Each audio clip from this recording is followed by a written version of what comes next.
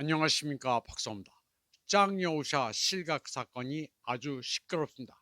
현중 정서로 인해 짱여우샤든 시진핑이든 망해야 한다는 마구잡이 심리가 팽배합니다. 짱여우샤 하나 숙성된다고 중국이 망하는 것도 아닙니다. 짱여우샤 실각 이후 온갖 유언비어가 팽배합니다. 거의가 근거 없는 소문들입니다. 짱여우샤 구금 72시간이 지났지만 중국 군내에서는 공개 지지 성명 같은 것은 없습니다. 시진핑이든 짱여우샤든 당연한 것입니다. 지지 성명이 없어도 있어도 그것은 정상이 아닙니다. 그런가 하면 82 집단군 특수부대가 베이징 주변에서 전격적인 구출 작전을 벌여 짱여우샤를 안전한 지역으로 옮겼다는 터무니없는 유언비어도 돌고 있습니다. 한국에서 가짜 뉴스로 먹고 사는 사람들은 베이징이 내전 직전이며 중국이 갈갈이 찢어진다는 소리도 합니다. 그것도 무려 교수, 박사라는 사람들이 그런 소리를 합니다. 월스트리트 저널의 중국계 기자 웨일 링링은 짱여우샤의 몰락은 미국의 핵 계획을 누출한 게 주요 원인이라고 주장했습니다. 또 중국 국방부장이었던 리쌍프를 발탁해주면서 거액의 뇌물을 챙겼다고도 주장했습니다. 그녀는 짱여우샤 사건이 50년 전 림비아오 사건과도 유사하다고 주장했습니다. 림비아오는 마오쩌둥의 후계자라 여겨졌는데 모반을 꾸미다 도주하다 내몽고로에서 비행기 추락으로 사망했습니다. 시진핑과 짱여우샤를 마오쩌둥, 림비아오에 가져다 붙인 것은 굉장한 비약입니다. 짱여우샤는 중앙군사위의 2인자일 뿐 시진핑의 후계자도 아닙니다. 지금 서구 매체는 가능한 한 짱여우샤 사건을 부풀려야 합니다. 한편 전 미 국방부 관리로 중국, 타이완, 몽골 관련 사무 담당 드루 톰슨은 자신의 블로그에 에세이 한 편을 썼습니다. 짱여우샤의 종말은 각기 다른 사람들에게 충격을 줬다는 제목입니다. 그는 짱여우샤 중앙군사위원회 부주석이 조사 대상이 돼 구금됐을 것이라는 소식에 진심으로 놀랐고 솔직히 충격을 받았다고 했습니다. 그러면서 시진핑 주석이 2012년 집권한 이후 수백 명의 인민해방군 고위 장교들이 조사, 구금, 투옥됐기 때문에 놀랄 일도 아니라고 말했습니다. 드루 톰슨은 2023년부터 그가 조사를 받고 있다는 소문을 들었지만 자신은 항상 그가 시진핑의 끝없는 숙청에서 벗어나기를 바랐다고 했습니다.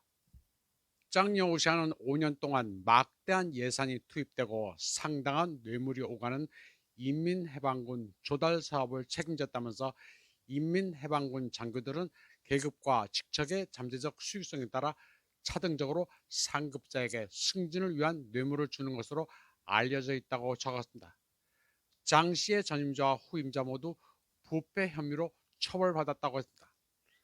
그는 짱여우샤의 실전 경험, 자신감, 지성, 그리고 중국과 공산당 수호에 대한 평생의 헌신이 그를 보호해 줄 것으로 판단했다면서 시진핑과의 오랜 친분 동안 그의 든든한 버팀목이 될 것이라고 생각했다고 말했습니다.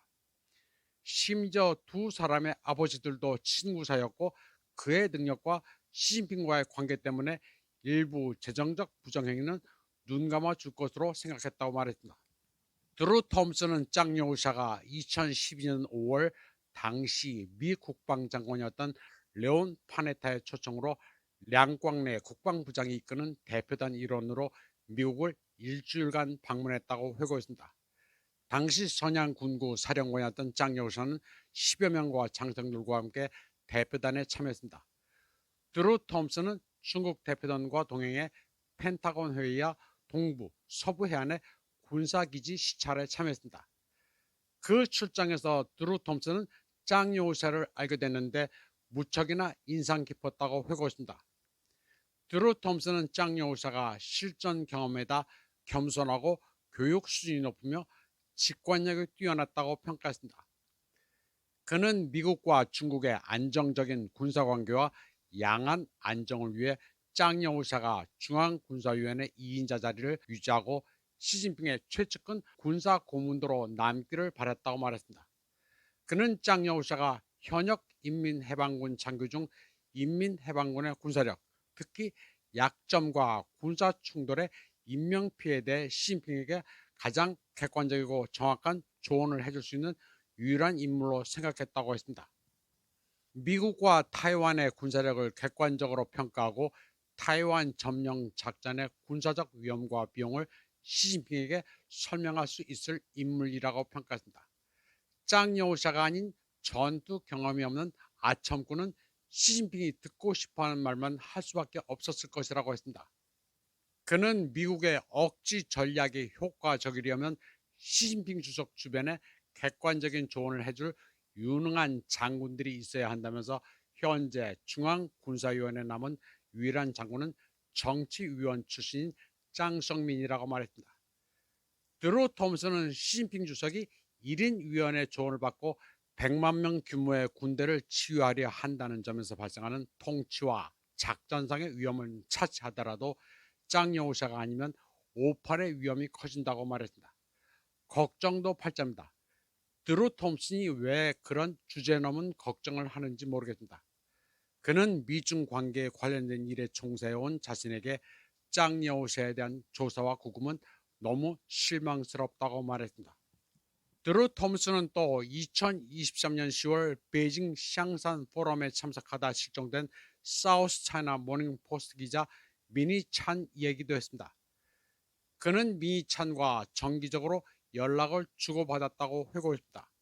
그녀는 외부인 못지않게 인민해방군에 대해 잘 알고 있었고 정보를 공유했다고 했습니다. 미니 찬은 2023년 당시 짱여우샤와 장성민이 곤경에 처해 수사를 받고 있다는 말을 드루 톰슨과 했었습니다. 그때만 해도 짱여우샤와 류전리가 아닌 장성민이었다는 사실이 흥미롭습니다. 미니 찬과 드루 톰슨의 메시지는 여러 내용이 담겨 있습니다. 베이다이어 회의에 대한 니케이 기사는 부정확하고 조작이라는데 그 기사의 대안을 아무도 내놓지 못한다. 시진핑이 압박을 받고 있다는데 그것도 갸우뚱하다고 말합니다. 또 짱여우샤와 장성민이 조사를 받고 있다고도 하는데 아마도 파룬궁이 그 소수인 것 같다. 두 사람이 조사를 받는다는데 딱히 근거도 없다. 또 시진핑이 짱여우샤를 잡을 경우 진짜 청천벽력이고 아무도 안전하지 않아 다들 공포에 질릴 것이라고도 했습니다. 이번 방송은 여기까지 하겠습니다. 시청해주신 여러분 감사합니다.